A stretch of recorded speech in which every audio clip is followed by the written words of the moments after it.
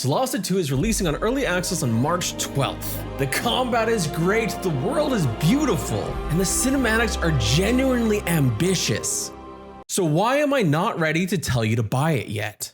Tactical Adventures was kind enough to let me putter around the world of Neokos early so I can find all the fun ways to die, piss off gods, fumble dice rolls, and get in fights with ettins and big ass chickens. If you told me I'd spend nearly 20 hours in an early access build capped at level 4, I'd have called you a liar. And yet, here we are. Now part of that was because I got stuck in a puzzle that wasn't that complicated, but we don't have to point that out too loudly. But first, if you're unfamiliar with Solasta 2, it is a turn-based tactical RPG that follows Dungeons & Dragons SRD 5.2. It has everything from the down stage, which I found myself in quite a lot, to readying actions and magic missiles. If you're familiar with D&D, you'll feel right at home among the ettins and harpies and elves, though the setting itself will feel fresh. It may use the D&D rule set and a lot of crossover with fantasy races, classes, and creatures, but Solasta is its own setting, and thankfully, if you've never played the first Solasta, there's no need, as Solasta 2 takes you to the land of Neokos with an entirely new story to tell, unraveling the dark designs of the enigmatic Shadwin, voiced by none other than your narrator from Baldur's Gate 3, Amelia Tyler.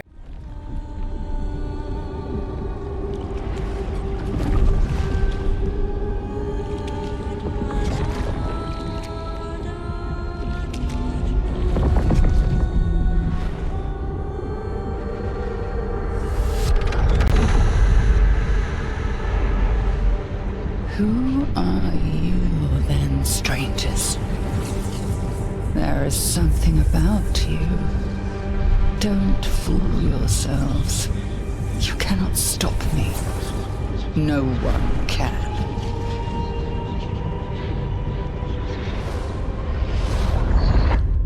As you take on the role as not one, but 4 adopted koals. A found family, basically. Not blood related.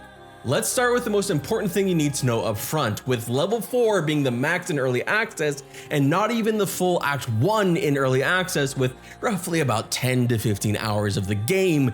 If you're looking for like a full experience or even like a mostly full experience, just wait. That is my honest assessment here. Honestly, if you want a moderately complete experience, wait. This is still early, and I mean really, really early. There's a lot of missing classes. You're going to encounter visual bugs, like missing legs.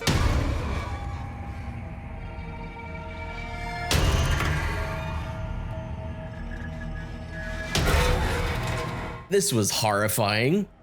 Just floating around like this while doing their little monologue. But this is something to keep in mind going in. This game is not ready to be played like a normal RPG. Now, I played Baldur's Gate 3 in early access. I spent hours and hours and hours and hours in Act 1 in early access, and it's really one of the things that got me through a very difficult time playing early access. So I learned to love these games in their unfinished states. But I know a lot of people don't like to do that. So I think it's just something really important to know. This is not done, this is not finished, and you will run out of runway when playing this game. Now that said, I was pleasantly surprised by the lack of any real game-breaking bugs during my playthrough. Over those nearly 20 hours, I did not have a single crash. There's a lot that they must have done to button up the experience here, and even beyond the main story and maxing out at level 4, I found myself continuing to spend a ton of hours just going around the map farming loot from the little pop-up events that happen. You see, you have this world map that has all these little events. Some of them are timed, some of them are permanent, but they're all kind of different and you don't know what they're gonna be before you get to them. It's addicting not knowing what you're going to encounter. It's got a little bit of that old school RNG RPG feel to it. From poachers to bandits to named ettins to coming across destroyed caravans or predators fighting each other over the rotting remains of dead halflings. That was a thing that happened. But it's honestly not even all combat either, as sometimes it's just little lore bits that you find, or little things here and there where you get experience or gold or items just from talking or doing dice rolls. While I didn't necessarily find a lot of side quests doing this, I found a lot of side content, and that side content was actually very satisfying to me. And all those hours in the game are probably after you spent an unholy amount of time in the character creator, because it's pretty damn extensive if you chose to make all 4 of your characters yourself. You do have the option to pick pre-made characters if you want to skip that, but between morphing your face shape to change your inner and outer iris colors, your hair highlights, adding freckles, or the depth of scars, etc., you're gonna take some time. Of course, there are still limitations here, ones I hope will expand as EA continues. The biggest is that body size is down to 2 per race. Between 2 body types, it's understandable fitting armor to multiple body sizes, tall, short, skinny, thick, is going to be a ton more work, but I hope we at least get something here in the future. The other limitations are just the number of hairstyles and beard styles, which I hope grow. Same with tattoos and scars, but at the very least, it feels pretty hardy. It has a very good foundation that they can build upon, especially because character creation goes beyond just how they look and what class and race they are. You also choose their background, which impacts how they speak and react to situations. Picking backgrounds like the outlaw or the sage will influence things later on. You'll also later, just after character creation, going to be adding another layer by giving each of your found family their own historical role within the found family, like the leader or the teacher's pet. It's kind of how you start to shape your characters a little bit. I think there's something to be desired there. It's not going to be the same kind of thing as like an Astarion, a Karlach, or an Alistair. It's a little bit less, and I think that there's some room there to grow this, and I hope it does grow. But that's another potential issue that we'll talk about in just a little bit. But there were 3 big highlights that I want to talk about: combat, visuals, and cinematics. Starting with combat. The combat stands out as perhaps the most fun, which isn't exactly surprising given that the first Solasta also had turn-based D&D combat. If you like turn-based RPGs, especially those built off of the D&D rule sets, you're going to love it. It flows well, it feels good, and the animations and sound effects are top-notch. On rare occasions, the enemy AI would act kinda dumb, running back and forth or failing to do its turn. But when I say rare occasions, I mean this was really, really rare. This only really happened in one area when it was a large group of enemies and they all kind of attacked from very far away. It's one of those things that I expect to get fixed through patches during early access. The rest of the time, the enemies were very eager to come and kill me. I was playing on essentially, I guess, the medium difficulty, and I only really felt the sense of impending doom once or twice. First, when I stumbled into an area where I wiped to this pack of sand lions, which like to heal themselves while they gnawed on my pretty little face that I had spent so long crafting in the character creator. And then again, when I stumbled upon a named Etten that damn near one-shot my fighter on its first round. Now that doesn't mean that I didn't have many of my characters going into down states often, it just meant that because I had a cleric in my group and also had a sorcerer that also had a heal, I had a lot of healing that was able to get my characters back up, and I was able to do a lot of damage, and often I had an extra NPC with me for different quests, so really I had a party of 5 instead of 4, so I felt kind of at times a little overpowered for some of the things that I was fighting again. Basically, I had a very well-rounded party that seems to be able to handle things as they come, and this game is fairly lenient when it comes to short rests and long rests. But in the options menu, you can fine-tune this difficulty by adding or subtracting modifiers to both yourselves and your enemies. So if you really, really want to make your life hell, you can. And if you want to make it easier for yourself, if you want to gonna kind of go like the story mode route, then you can do that too.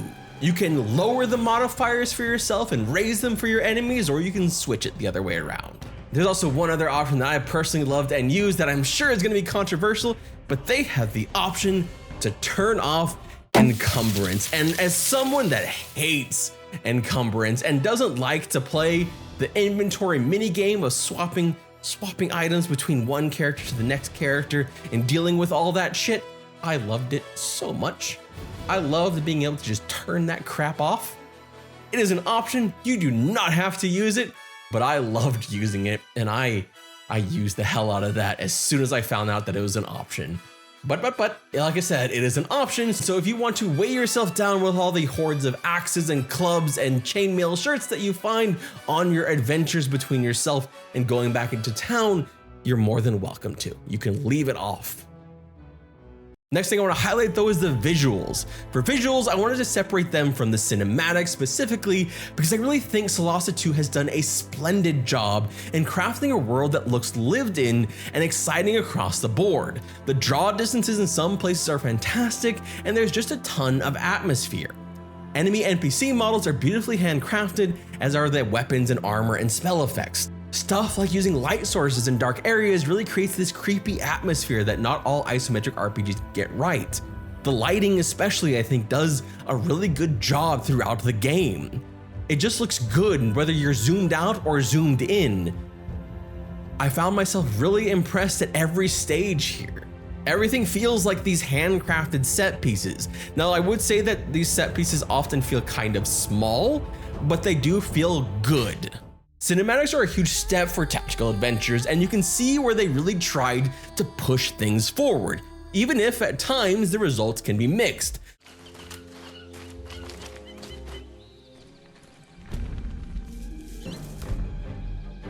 Looks like we found those undead you sensed.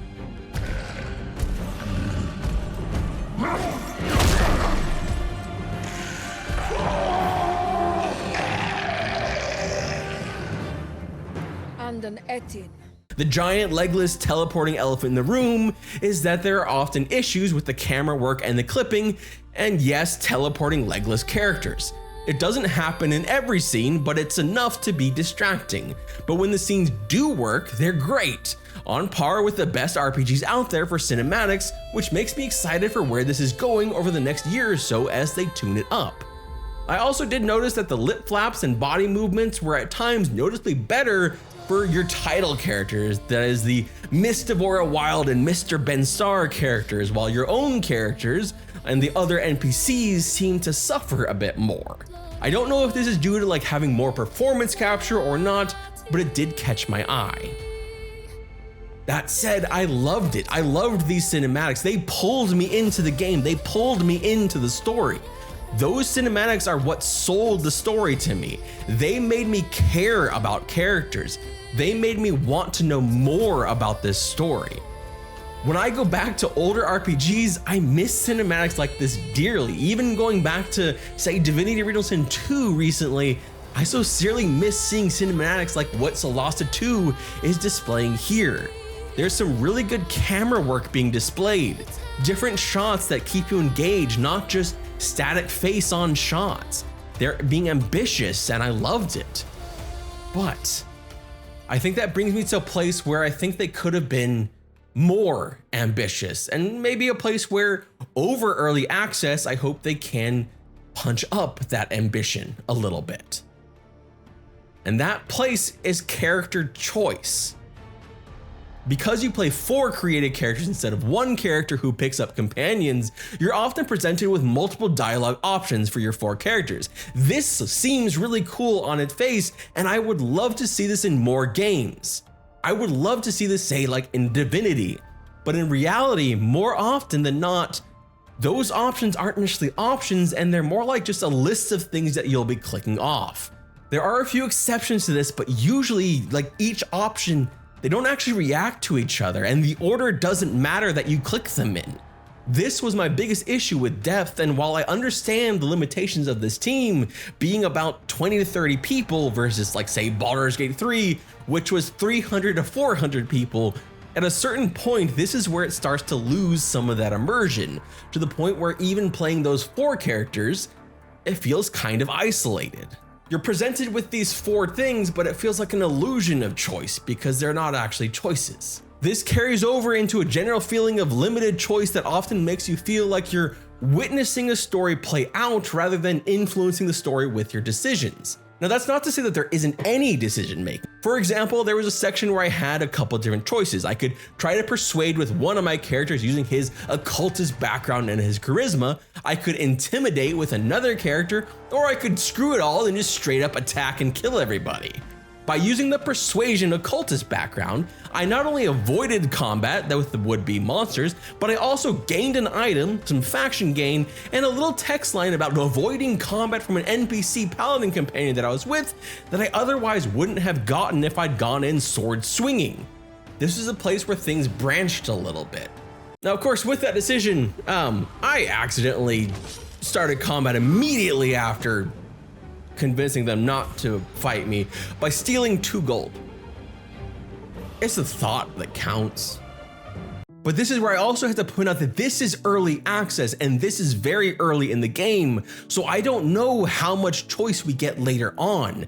And I can hope that as we go further into the game, as we get deeper, there's more and more choices that we get to make, more impactful decisions that we get to make often.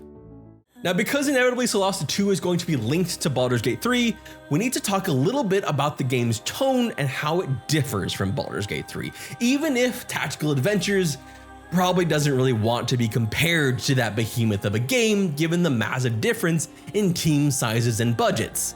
Hell, I've sure as hell leaned into the comparisons to tickle that YouTube algorithm, and adding Devorah Wild and Amelia Tyler to the cast doesn't stop the comparisons either. And so far I can say with certainty, both of them have done an absolutely exceptional job with their performances, which makes me extremely happy to see.